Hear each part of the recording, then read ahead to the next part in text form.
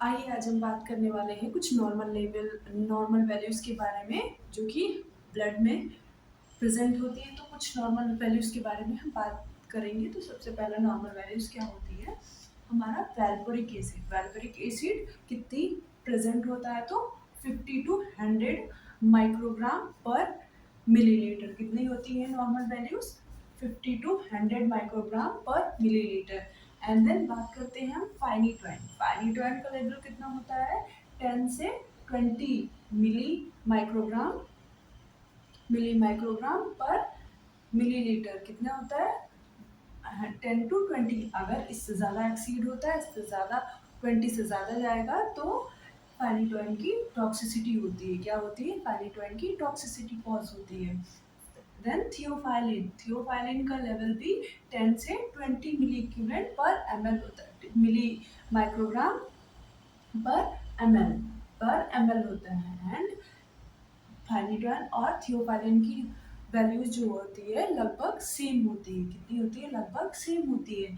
And then हम बात करते हैं कॉपर की कितनी होती है? 80 से 180 mg पर डेल। कितनी होती है कॉपर की value?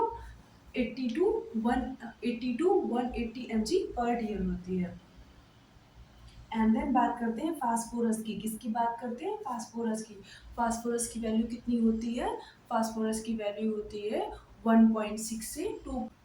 And then uric acid level 3 to 8 mg per dL. कितना होता है? यूरिक एसिड का level 3 to 8 mg per dL होता है। And normal urea level 20 to 40 microgram per decilitre. कितना होता है? 20 टू 40 माइक्रोग्राम पर डेसीलीटर होता है। एंड देन क्रिएटिनिन क्लियरेंस, क्या चेक करते हैं? Creatinine clearance. तो उसका लेवल कितना होता है? 10 टू 20 माइक्रोग्राम पर डेसीलीटर। कितना होता है? 10 to 20 microgram per decilitre. Then finally catecholamines. हम जानते हैं कैटाकोलामाइंस न्यूरोट्रांसमीटर्स पढ़े होंगे तो उसमें कैटाकोलामाइंस भी पढ़ा होगा।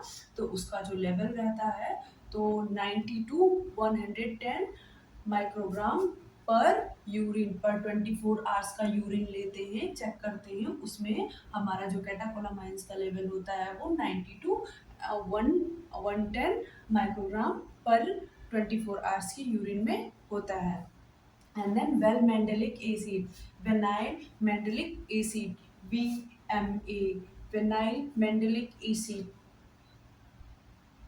मेंडेलिक एसिड। सो इसका जो लेवल होता है बॉडी में वो कितना होता है? 4 टू 7 mg पर यूरिन। कितना होता है? माइक्रोग्राम पर यूरिन। 24 आवर्स में यूरिन 24 यूरिन आवर्स का यूरिन